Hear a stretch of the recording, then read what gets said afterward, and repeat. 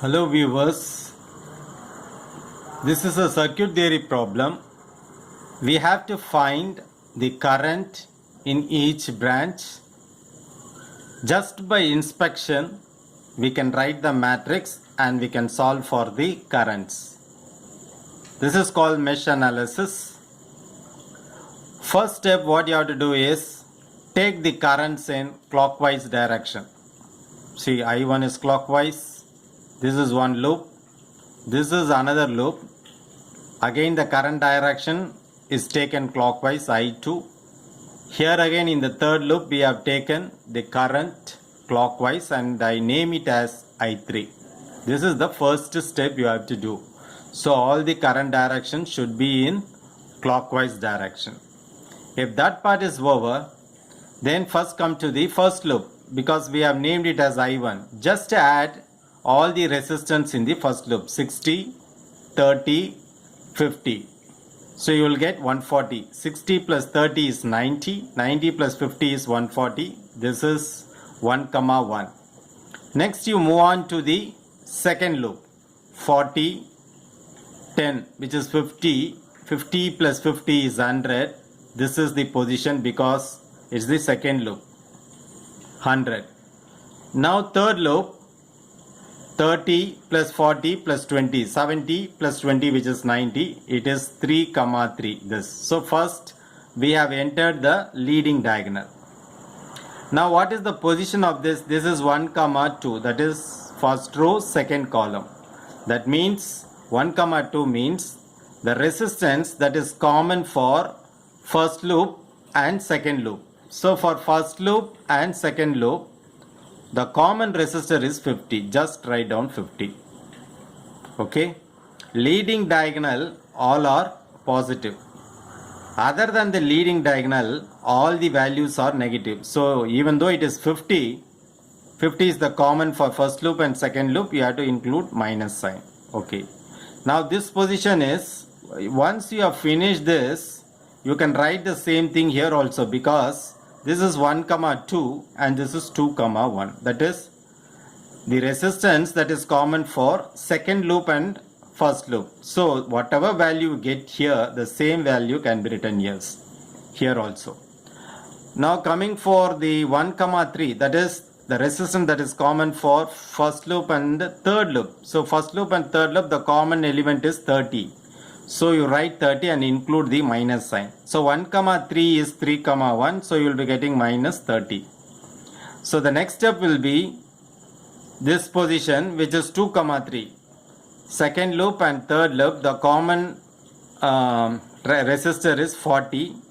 So I have included 40, which is second row, third column, 2, 3 and 3, 2 both are same. So minus 40, here again minus 40. So once again I repeat the steps. First you assume all the current to flow in clockwise direction. First fill up the leading diagonal which corresponds to first loop elements, second loop elements and third loop elements, and fill up all other values. The resistance common for 1 and 2 will come here. 1 and 3 will come here. 1, 2 is equal to 2, 1. So whatever value write here is right away straight away here. Similarly for 1, 3, whatever value write here, write it here. And similarly 2, 3 and 3, 2 are equal. Now then you fill it up, I1, I2, I3. Don't change this order. And finally now we have to, this is resistance, this is current, this is resistance, this is current. So the last one should be voltage.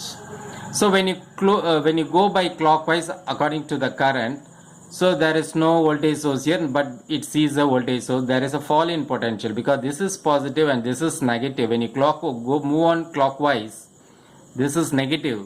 So minus 20, that's what I have written here, minus 20.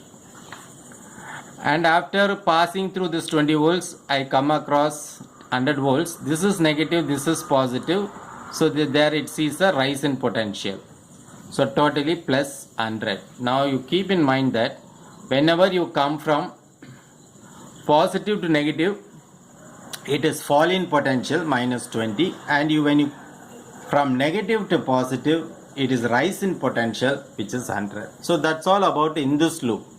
When you come for the second loop, you have two voltage sources, one is 50 and the other one is 20. So if you come on here you see a rise in potential of 50. This is negative, positive, and once again negative to positive, rise in potential of 20. So I have just written as 70, but actually it is 50 plus 20, both are rise in potential, so you are getting 70. In the third loop, you don't have any voltage source, so it is 0. So you can, with the help of calculator, you can calculate, you can find the determinant value, calculate all the values I1, I2, I3. I have founded, the values are found to be, after calculation is I1 is equal to 1.6489 amps, I2 is equal to 2.12146 amps, and I3 is 1.4925 amps.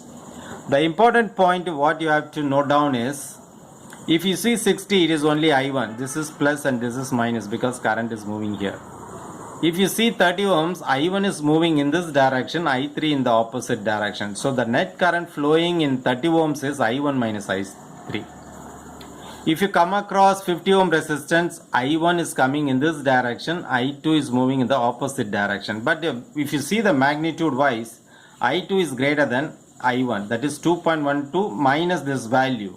That means the potential, this is dominating over I1, so the current direction will be here, the net current. So this is positive and this is negative.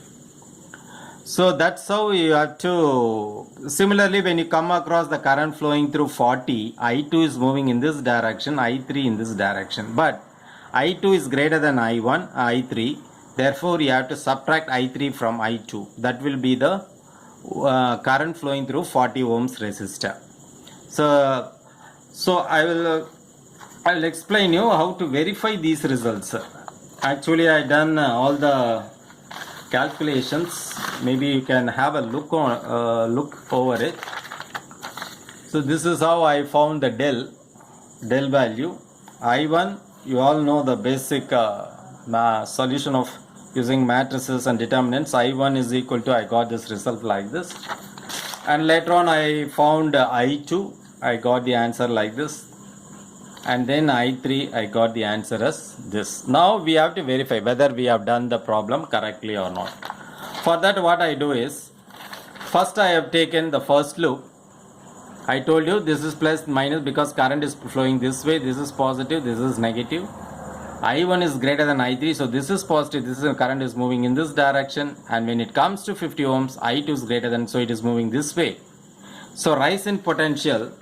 So now first step what I have done is, first I found the voltage across 60, voltage across 30 and voltage across 50. Now note down here I1 minus I3 because I1 is greater than I3.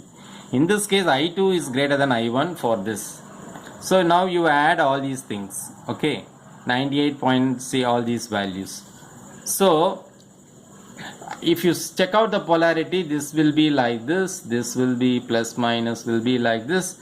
But in this case plus will be here, minus will be here because I2 is greater than I1. That means it is flowing this way, so this has to be positive and this has to be negative. So when you come from here, this is fall in potential, that is this is minus 98, then fall in potential, this value, and here when you come it is rise in potential, that is voltage across 50 is rise in potential, and once again plus minus fall in potential, and then you have rise in potential and 100. If you add all these voltages, you will get 0 based on Kirchhoff's voltage law. Similarly, you can verify for any other loop also. Now if I consider this loop, this is plus minus, and I2 is greater than I3, so this will be plus minus, current I2 flowing in this direction, plus minus. So if you start from here, 50 is rise in potential, 20 is rise in potential, but voltage across 50 is fall in potential, and 40 fall in potential, and once again this is fall in potential. If you add all these voltage, it has to be 0. You please check, I have found out the values of voltage across 50, 40 and 10. If you add all these things along with these two voltage sources, you will get 0. Similarly, the last step will be the voltage drop here, here and here. If you add all these things, you should get 0. Of course, this is, if you move on clockwise, this is plus minus, this is fall in potential, and this is rise in potential, and once again this is rise in potential. If you add all these things, you should get 0. So I verified already. First case I verified, I am getting 0.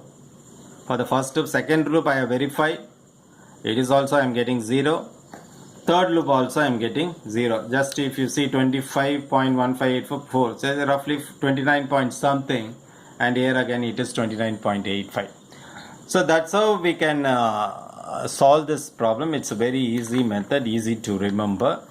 Just by inspection we can write down the matrix and solve the equation.